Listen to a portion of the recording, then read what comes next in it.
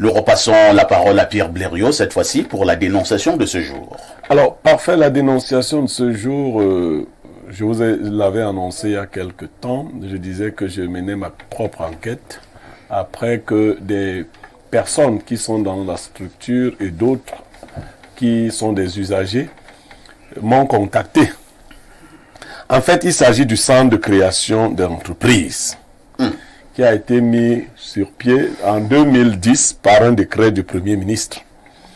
Au départ, pour la création d'entreprises, on dit ça à tout le monde, que ça se fait en 72 heures. Et les frais à verser sont fixés à 100 000 francs. Sauf que beaucoup de créateurs d'entreprises se plaignent d'un certain nombre de pratiques qui ont cours là-bas. Les frais ont grimpé au fur et à mesure. Ils ont atteint 150 000. Aujourd'hui, ils vont même quelquefois jusqu'à 200 000 francs.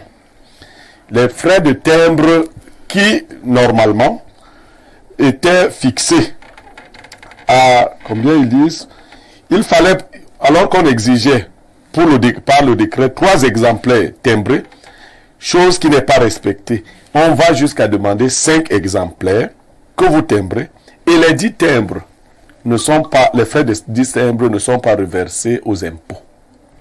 Donc il y a aussi là de ce côté les impôts qui doivent aller voir leur argent qui traîne là-bas depuis beaucoup d'années. C'est devenu un comptoir qui décourage. Après vous avoir pris tout cet argent, l'entreprise n'est pas créée en 72 heures. Vous devez encore marcher pendant longtemps pour voir votre entreprise. Tout ce que nous avons interrogé, parce que nous avons voulu voir, c'est une belle annonce, création d'entreprise en 72 heures. Les meilleurs nous ont dit qu'ils ont créé leur entreprise après 3 semaines. Ceux qui ont eu les meilleurs résultats. D'autres étaient à 2 mois, après avoir versé des sommes qui ne sont consignées nulle part. Et les personnes qui sont en charge de cela s'engraissent tous les jours. Les impôts ont beaucoup d'argent qu'ils perdent là-bas, dont le ministère des Finances, les impôts. Donc, les impôts font partie du ministère des Finances, ont du grain à moudre de ce côté-là. Alors, Pierre Blériot, vous dites que l'entreprise s'appelle comment? Agence de création des entreprises. CFCE. Agence de création. Centre de formalité de création d'entreprise. Centre de formalité de création des entreprises. Ouais. Et vous dites que là-bas, c'est pratiquement une grosse mafia. C'est une mafia qui ne dit pas son nom. On vous fait timbrer des documents qui n'existent pas. On multiplie les exemplaires. Le décret n'est pas respecté. Ce n'est pas 100 000 francs. Au minimum, c'est 150 000 et ainsi de suite, ainsi de suite. Maxime Ibrahim, votre commentaire. Alors, je vais parler de ce que je connais quand j'ai fait un tour au CFCE il y a plus de 3 années aujourd'hui, quand je voulais commencer à légaliser mes entreprises. J'avais eu toute la documentation qu'il fallait en 2 semaines. Effectivement, il y avait des annonces publicitaires qui vous disaient qu'on vous donne ça en 72 heures, mais dans les faits, c'était pas 72 heures.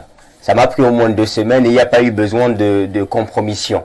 Maintenant, il y avait, je pense, ça date déjà, quand tu voulais créer un établissement, c'est-à-dire une entreprise individuelle, on était dans les 43 500 ou les 45 000 quelque chose. C'était tout autour de là. C'était ce qui était prévu. Vous apportez ces fonds-là et puis avec quelques éléments, notamment la localisation de votre entreprise, votre pièce d'identité et quelques paperasses qu'il fallait remplir, c'était bon. Mais c'est très différent lorsqu'on entre dans une entreprise qui n'est plus individuelle. Lorsqu'on va avec une SARL. Pourquoi? Parce que quand vous voulez rédiger, avoir les papiers d'une SARL, on vous explique en réalité que la facture que vous allez dépenser est liée au nombre d'associés que vous êtes. Voilà. Parce que si on dit qu'on lance une structure et qu'on est à 5, la réglementation dit, ok, initialement je pense que c'était 3, plus chaque statut d'associé qui doit avoir le sien.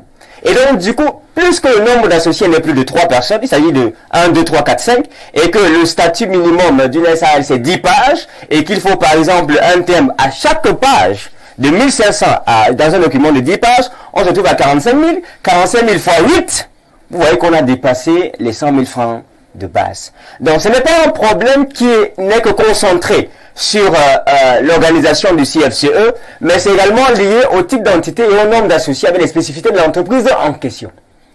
Maintenant, à l'intérieur, quand vous arrivez au CFCE, il y a des facilitateurs.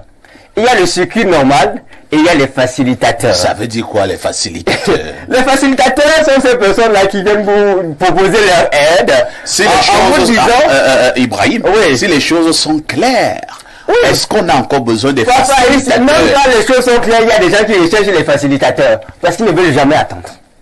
Si vous allez au CFCE, parce qu'il se rend compte qu'il fait en 72 heures et ne peut pas avoir son entreprise.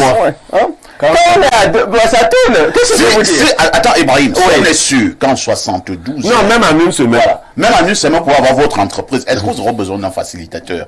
On a besoin du facilitateur parce que tu te rends compte. Qui crée les facilitateurs? Il faudra au moins 2 mois, 3 mois, 5 mois. Ici, je vais ajouter. Oui. Qui crée l'opportunité? Je suis arrivé à Eneo pour payer. Oui. Je trouve des gens qui disent qu'eux, ils prennent les factures pour payer à la place d'autres personnes. Je ne comprenais pas. Et alors, quand ils prennent les factures dehors, ils payent prioritairement avant vous qui êtes arrivé et qui est en rang. Et qui est en rang. Voilà. Alors, comment ça ne va pas attirer ton attention pour que tu vois aussi et qu'on revienne seulement te donner la facture? C'est à peu près ça. Donc, honnêtement, c'est une faute qui est partagée, hein. Partagée entre ceux qui vont déclarer ou alors formaliser leur entreprise et l'équipe qui dirige ça en question. Honnêtement, les fois où je suis allé, il y avait saturation. Et je vous assure, pour prendre toute une journée, on crée la saturation. Et là, cette saturation t'amène à regarder le facilitateur. Voilà. Qui va faciliter les choses. Et c'est ça, en fait, après, il va te dire où sont les PDM ou les jeux du facilitateur. Et c'est comme ça que les factures augmentent et ça va ensuite. Merci, Joseph Zambo. Je pense que la situation est sérieuse parce que lorsque vous suivez ces annonces au niveau de la radio, au niveau de la télévision, on dit vous pouvez créer maintenant votre entreprise au Cameroun en 72 heures. Vous n'avez pas, vous pouvez dépenser maximum combien? 100 000? 50 000 pour l'établissement. Voilà. Et c'est même tellement faux. 100 000, c'est tellement faux. Voilà. Parce que quand tu finis, je me souviens de quand j'avais commencé, j'avais créé une entreprise individuelle, ensuite j'ai créé une SARL et j'ai vu la différence. Quand j'ai créé l'entreprise individuelle, je me disais que non, avec 50 000, c'était bon. Après, on te demande d'aller t'enregistrer au service des impôts. Quand tu arrives au service des impôts, on te dit qu'il faut la déclaration du contrat de bail. Il faut un truc comme ça que tu dois sortir. Ce n'est plus 50 000. C'est des factures qui augmentent, dont on t'a pas prévenu initialement en amont. Joseph Zambo, pourquoi l'on ne donne pas tous ces détails au départ? Alors, ce qui fait même plus mal dans cette affaire, c'est que les gens qui sont censés développer l'économie d'un pays, ce sont les entrepreneurs. Et quand ils sont là, il y a les tout nouveaux qui viennent encore augmenter la caisse de l'État. C'est ceux qui veulent créer des entreprises. Et lorsqu'on bloque cela, je me demande l'avenir économique qu'on souhaite. 72 heures, c'est un très bon programme. Parce que lorsque j'ai une idée d'entreprise, je suis prêt. J'ai la motivation. Je veux employer des gens. Je veux servir le peuple. Je veux vite légaliser mon business pour le démarrer. Après, on te fait attendre 2 mois. Vous dites même 2 mois, les gens vont à 6 mois. Bien sûr. Moi, j'ai un cabinet qui travaille là-dessus. J'ai les dossiers de 6 mois aujourd'hui. Vous savez, quand vous vous levez seul, que vous voulez aller créer votre entreprise, il faut rédiger les statuts, il faut rédiger ceci. Il n'y a aucun endroit où on va te former sur comment rédiger les statuts. Mais rassure-toi, chaque fois que tu vas rédiger, il y aura toujours un problème là-dessus. Alors, puisque tu vas aller 4 fois, 5 fois, 6 fois, il y aura toujours des choses à modifier. Tu vas dire, monsieur, finalement, que faut-il faire? Que faut-il faire? Et là, vous allez parler bien. Et maintenant, il est logique qu'il y a des facilitateurs que si les services compétents leur donnent le pouvoir. Quelqu'un va te dire, ok, donne-moi un instant, je vais t'envoyer chez quelqu'un. Vous pensez qu'on passe chez les facilitateurs comment? À la base, on sait que c'est des bandits. Mais comment est-ce qu'un facilitateur peut être crédible pour toi? C'est parce que quelqu'un de l'intérieur te dit, bon, vraiment, moi, je n'ai pas temps, je te donne le numéro de quelqu'un. Tu vas chez un facilitateur. J'ai dit, pour créer une SARL, même si tu es seul, tu vas atteindre minimum 250 000. Oui! Et l'erreur, c'est si vous êtes 3, 4, 5, vous allez dépasser la barre de 500 000.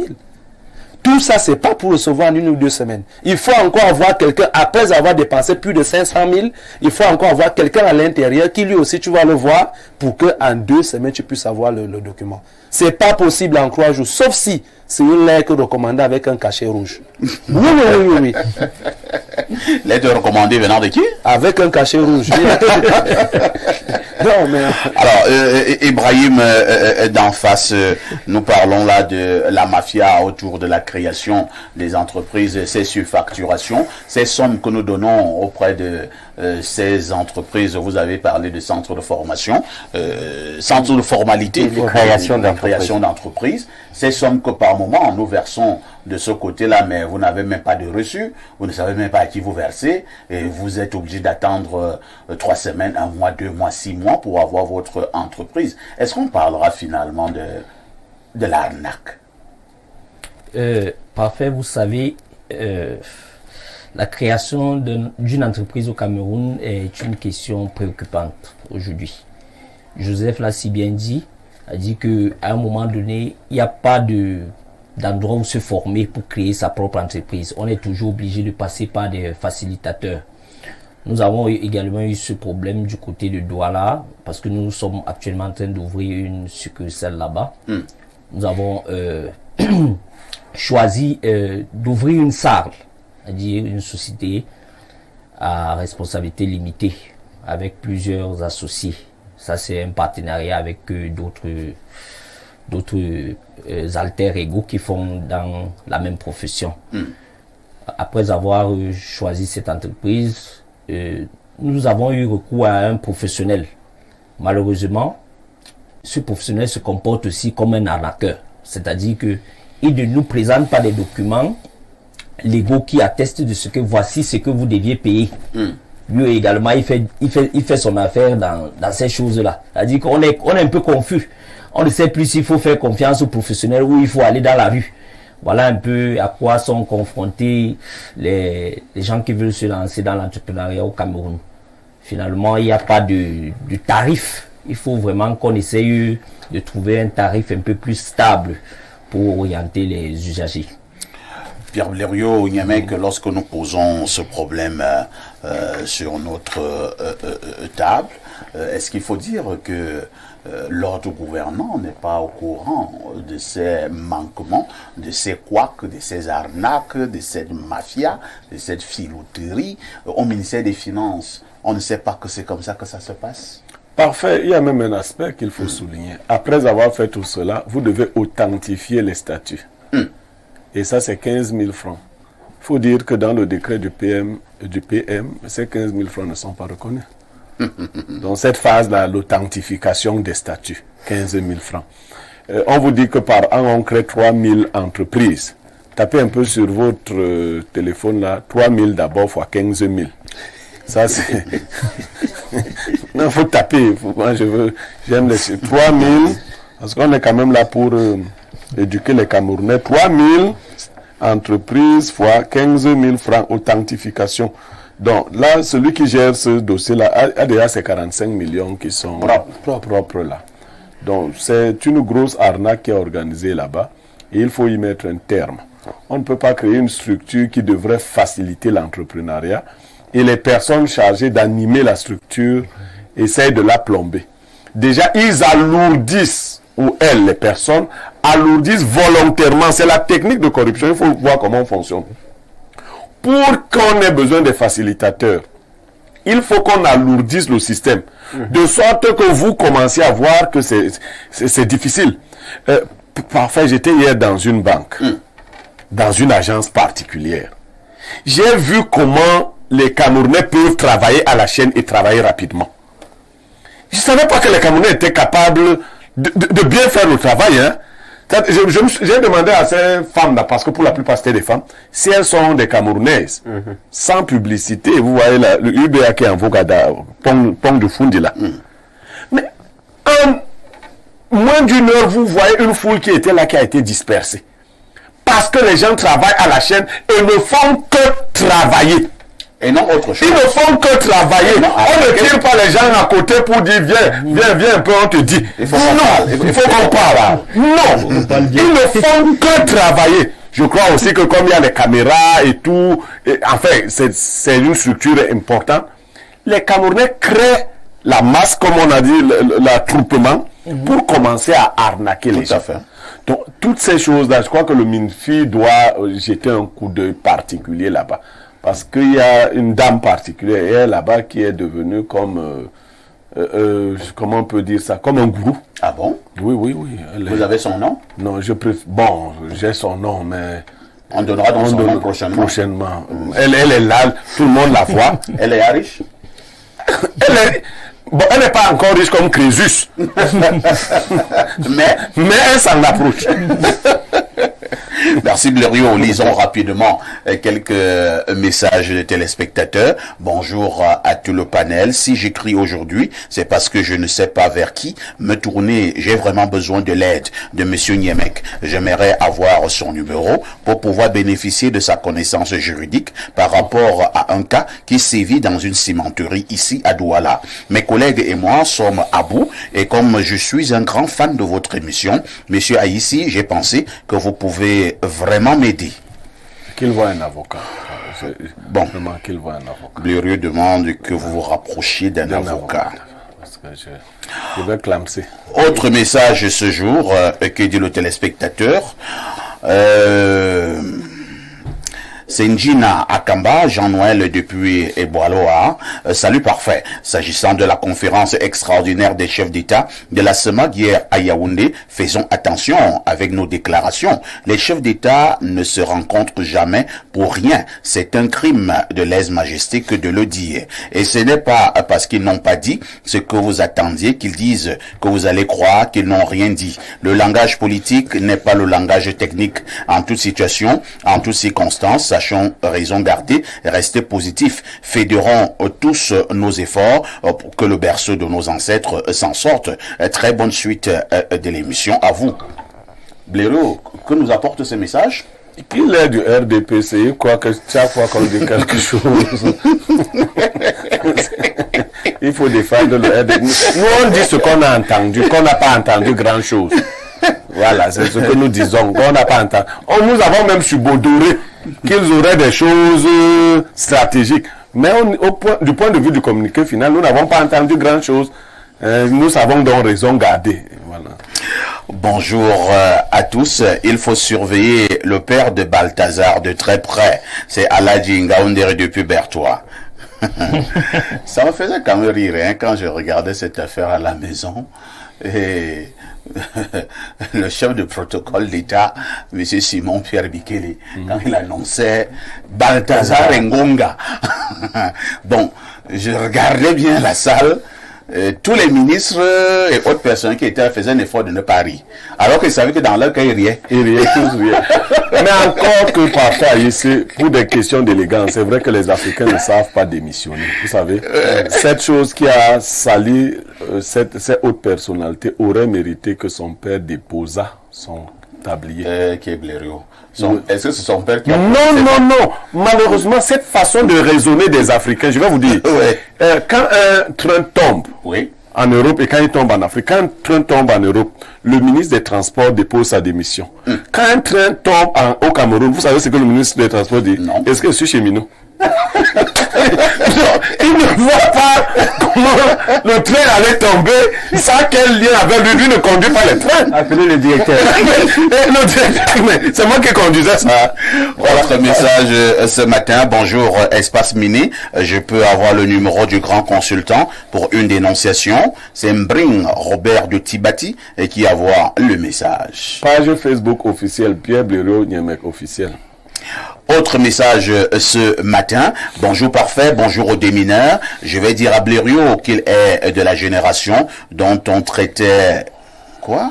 Dont on traitait le paludisme avec un médicament qu'on appelait quinine enrobée. Ce médicament, habituellement très amer, était recouvert d'une couche de matière qui en diminuait l'amertume. C'est ce que les chefs d'État ont fait hier. Je suis d'accord avec la titraille de votre quotidien, Info Matin, est très juste. Le réveil sera brutal. C'est Jackson Donkolo Kondi qui envoie ce message. Ça rendait fou, hein. Autre message. Bonjour Blériot, je te félicite. Tu as absolument tout dit. Normalement, tu devras être ministre dans ce pays. Raison claire comme l'eau de roche. C'est pas intéressant d'être ministre dans un tel régime, vous savez. Tu vas changer. Non, je ne suis pas preneur. Alors, quelqu'un m'envoie un message ici. Je ne sais pas ce qu'il dit. Hein. Alors, vraiment, c'est un message qui vient du plus 352. Luxembourg. C'est le Luxembourg. Alors, on prend un autre message, hein, parce que votre message est bizarre. Bonjour, le catéchiste de la modération, et un coucou au pasteur de l'église évangélique de Tinga. Papa Aïssi, félicitations pour votre prix. Vraiment, je savais que ça devait arriver un jour. Depuis que je vous connais en 2018 jusqu'à nos jours, Papa Blériot, moi aussi, je vais me faire couper les cheveux pour avoir aussi votre sagesse. Moi, je suis chauve. Arrêtez ce que Blériot les chauves, ça n'a rien à voir avec la sagesse. On se dit, il réfléchit trop dans les cheveux, il faut que diminuer, peut-être en diminuant les cheveux. Toi, tu vas aller faire le Congo Liban, là, et tu mais c'est vrai qu'un de mes enseignants disait qu'il fallait enlever les cheveux qui bloquaient le cerveau. Bon, maintenant, il y a des gens pleins de cheveux qui sont aussi intelligents. Alors, le monsieur continue en disant, lors de votre absence, j'ai créé 2 citations à savoir, espace miné sans papa Blériot Niemek n'est que ruine de l'âme. Et libre expression sans papa parfait, c'est comme le coquetone sans sucre. Bonne journée à vous. Incroyable. Autre message ce jour, que dit le téléspectateur. Prenons 2 ou 3 dernières préoccupations. Hein? Alors, bonjour parfait.